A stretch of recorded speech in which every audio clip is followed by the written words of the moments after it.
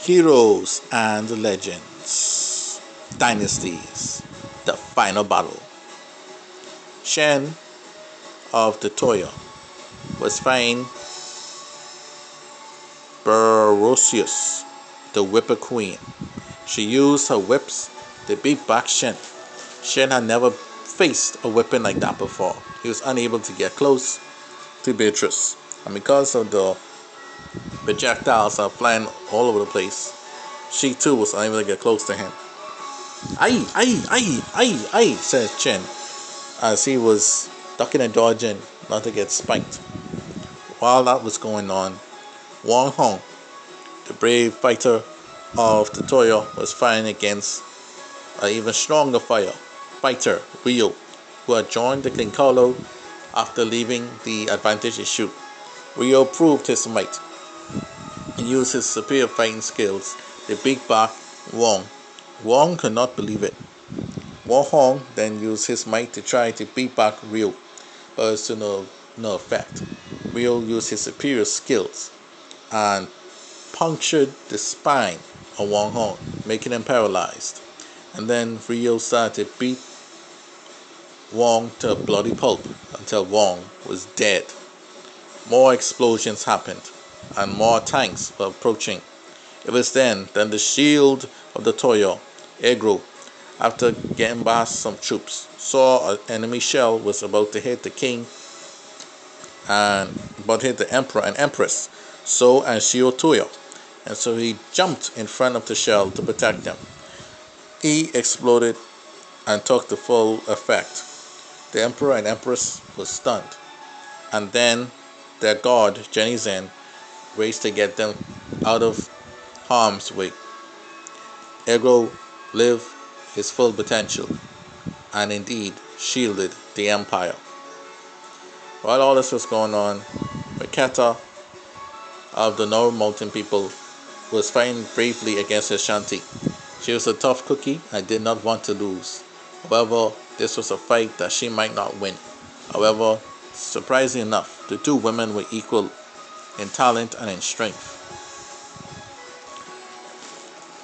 Maketa was getting frustrated, as she had not yet heard the news of Juan's death.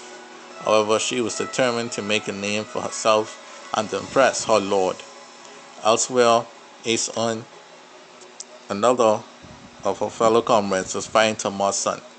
"This arm of yours, Mr. Sun, is annoying. Please, take it off so I can kill you." Tamar was like, "Take it off? Yo, I don't roll like that, you know." Elsewhere, Choiko, the last of the Nauru mountain people, was fighting the veteran Scotian warrior Maverick. Maverick is fighting bravely against Chuko. However, Chuko had enough of the Scotian and decided now was the time to put this old dog to bed. So Chuko launched a fierce array of sword attacks.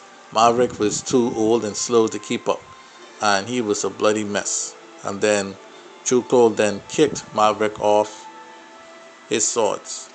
Chuko then shook Maverick's blood off him, and Maverick was no more. On the elder side of things, Damien II was fighting against Demeter. Demeter Colonia had turned prime form, and the two men fought it out. "I will kill you, you stupid elder, and I will have victory. The Colonia have been denied victory for too long. Now is my chance." Demeter was flying all over the place, attacking, and made it hard for Damien to attack. Even with Damien's own missiles and bullets and his own weaponry, Demeter proved to be a great annoyance. Damien II then had to fly himself, and the two men battled in the air, dodging planes and dodging missiles and bullets, all the same as they had no effect on them. They were on a league on their own. While this was going on, Gordon Royal and Zaria and their bodyguards, Alicia Royal and Fasa, respectively, were preparing for the ceremony to fuse together to be the most powerful being imaginable on this battlefield. in order to destroy Damien II and Catherine forever. While all that was going on, other fights were happening. Hatesh, the Grand General of the Elder Forces, was fighting Bishop, who was a part of the enemy forces. Bishop was a no disgusting man, and he wanted nothing to do with the Elders camp. You elders make me sick. You side with the enemy and now this. Excuse me, you wasn't even around when we had to fight the Russians. So you have no stake in calling me anything. While that was going on, JTF Press used his quickness to cut down many of the enemy troops, and he saw tanks and he jumped over those tanks, penetrated the tanks with his quick hands, and got the pilots of the tanks and drove the tanks into each other, destroying them. He was fighting with his heart content for all his fallen comrades of the past. He was fighting for them. While he was fighting bravely, the Berserker Maniac and the son of Zaria Johnson, Caden Johnson, had arrived with his chain whip and started whipping and going nuts on the battlefield. JTF Press saw him. I gotta stop this maniac before he kills one of us. And so JTF Press and Caden began to fight. JTF Press quick hands hit met hit for hit with Caden's weapon. However, Caden's weapon was too hard even for JTF Press. JTF Press ended up breaking both of his hands. And when that happened, Caden went for the kill. And so Caden whipped JTF Press so badly that he was thrown in the air. And his breath was leaving him. So, I see. I can join you now, my friend. Addison, my son. Continue on the fight for the elder cause. With that, one of the last great officers of Damien I's troops of the elders was no more. Father, no! Addison said out of grief, witnessing his father's death body flew in the air, unsure what had happened. He then went bananas and started slaying enemy troops left and right. All he saw was red, all he saw was blood, and all he wanted was vengeance. I'll avenge my father. All those that wish to die, come forth. I have nothing left to lose. The hell with all of you. And then in his crosshairs was Balfalo, who was riding a horse and slaying Orishan and elder troops alike. He was the old leader of the Low Forces and the leader of the Helpdown Galaxy. However, he would need all the help he could possibly get, for the madman Addison had him on his sights. Belfort then saw him and tried to ride his steed away. However, Addison cut all the legs of his steed before cutting the head of Balfort, ending him once and for all. While he saw his friend going nuts, Raphael Stone had to do something.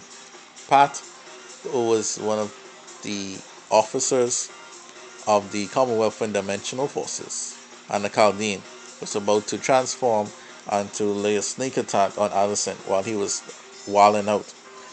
Raphael then used his might and his strength to suplex Pat simultaneously and viciously over and over. Pat was furious. You bastard, let me go. He then shook off from Raphael. The two men started to duke it out. And while they were duking it out, Raphael then summoned a powerful Holy Mention Money punch right to the gut of Pat. Pat began to cough of blood. And then Raphael went for the finishing blow and continued to hit and punch Pat until Pat could not breathe anymore. And then he kicked Pat away into some enemy troops and launched a Holy Mention Money attack, which destroyed Pat and killed several troops. The wars were getting vicious and bloodied. Small forces began to fight. Two elder forces were also fighting. Reno of the Sin clan had multiple personalities, and his wild personality was taking hold of him in this battlefield. Jordan, who was the elder of the Baja, saw and witnessed the bloodiness of the new elders in this generation. He could not believe how bloodthirsty these guys were. Seeing that the type of battle they were in, he understood. At the same time, he was disgusted. You of the Sin Clan, stop your madness. I'm here to stop you here and now. Reno then said, "You're an elder. Why are you fighting with the enemy?" And then Jordan said, "I have no time to explain this. Take up your weapon and fight." The war continues.